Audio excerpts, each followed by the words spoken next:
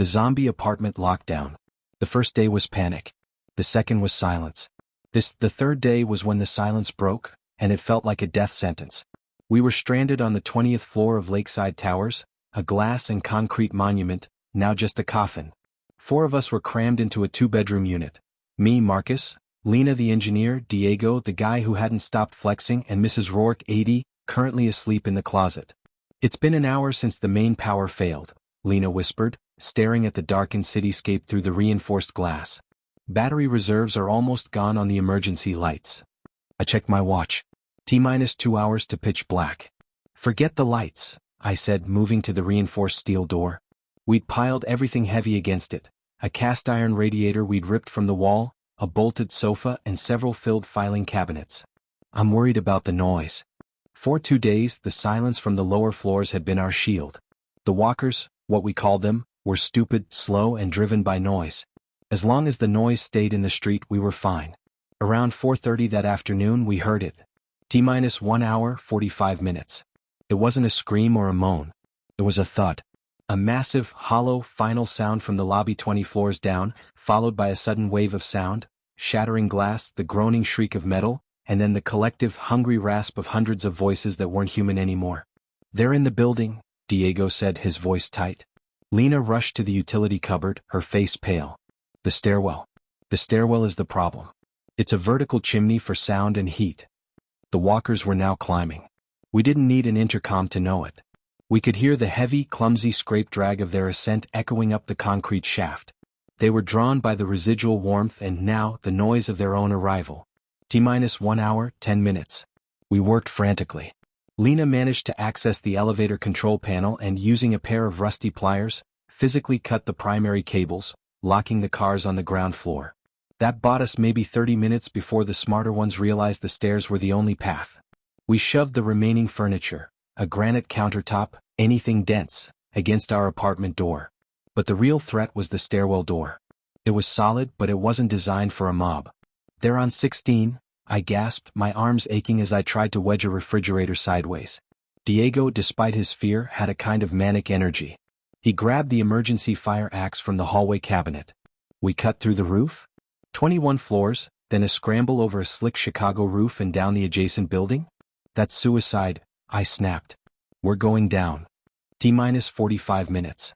The air was thick with the dust of the old building and the smell of fear. The scraping sounds had become a terrifying rhythmic drumming. Thump, drag, thump, drag. They were reaching the 18th floor. Suddenly, the stairwell door, our final shield, shuddered violently. Not a gentle shake. It was a brutal full-body impact. Someone or something was throwing itself against our barricade. "They're here," Lena whispered, tears streaming down her face. She was already strapping on her backpack, full of building schematics and first aid kits. I looked at the window. 20 floors down, the street was chaos, burning cars, fleeing shapes. But on our balcony, the wrought iron fire escape looked like a threadbare rope. It was exposed, loud, and offered no cover. "Diego, the escape," I ordered. "You're the fastest. Go down to the 19th floor landing. We need to lock or wedge that door from the outside. If we can break the flow, we have a chance."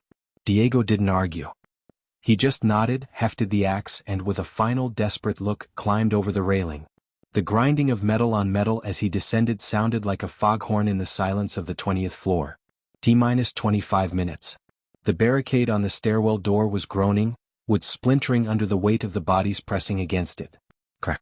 A sliver of light appeared near the jamb. They were breaking through the frame. "Diego. Report." I yelled into my cheap walkie-talkie. Static, then his breathless reply, "Got the 19th floor latch wedged. It'll hold for 60 seconds, maybe less. They're slow. Get out, Marcus, now." "Lena, Rourke, move." We clambered over the railing. Lena, resourceful as always, had wrapped rags around the rails to muffle the sound of our hands sliding. Mrs. Rourke, startled awake by the cracking wood, moved with a surprising, quiet determination born of pure adrenaline. We were 5 flights up from the ground, exposed to the Chicago wind, descending a flimsy metal structure as the city burned around us. T-10 minutes. We reached the 19th floor landing. The wedge Diego placed, a bent piece of steel from an emergency maintenance kit, was holding the door, but we could hear a sickening, wet thumping on the other side. "Down?" I urged, pushing Lena ahead of me. "Keep going." The 17th floor maintenance annex. Can you find it? Yes, the external access hatch. It's old, behind the garbage chute. I have the sequence. Her voice was high-pitched, strained. Just as we started our descent to the 18th, the barricade on the 20th floor finally gave way with a deafening roar. The walkers flooded onto the landing above, drawn by the sound of splintering wood. We heard their desperate, hungry moans echoing off the skyscrapers. T-5 minutes. We slid past the 18th, ignoring the desperate scratching on the door below. We focused only on the rickety ladder, the rough metal rasping against our palms. Then we hit the 17th. Lena scrambled to the back wall near the fire chute. The steel hatch, covered in decades of dust, was nearly invisible. Hurry, Lena. They're on the 19th. They're coming down the escape. I yelled, pulling my rusty pipe wrench from my belt. The metal groaned above us. A few walkers were now descending the fire escape above, their broken movements making the whole structure wobble. One look back and I saw a pair of yellow eyes peering through the gaps in the railing above the 18th floor. They were fast now that they had a clear path. Lena's fingers flew over the rusted bolts of the maintenance hatch. It's sealed. I need a second. I brought the pipe wrench down hard on the hand of the first walker that reached for the rail above us. It didn't scream, just gurgled, and its grip loosened. T-0. With a final, terrible screech of metal, Lena popped the hatch. It led into a cramped, dark utility space. Go. Go. Mrs. Rourke was first, stumbling through the opening. Lena followed, then me. I didn't bother trying to resecure the hatch. The noise was overwhelming.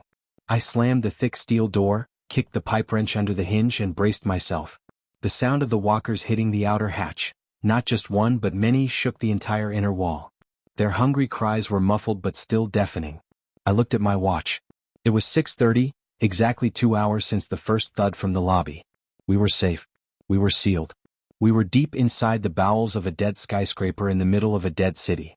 We had survived the 2-hour sprint, trading the high-rise view for a dark, cramped utility closet. Where does this go?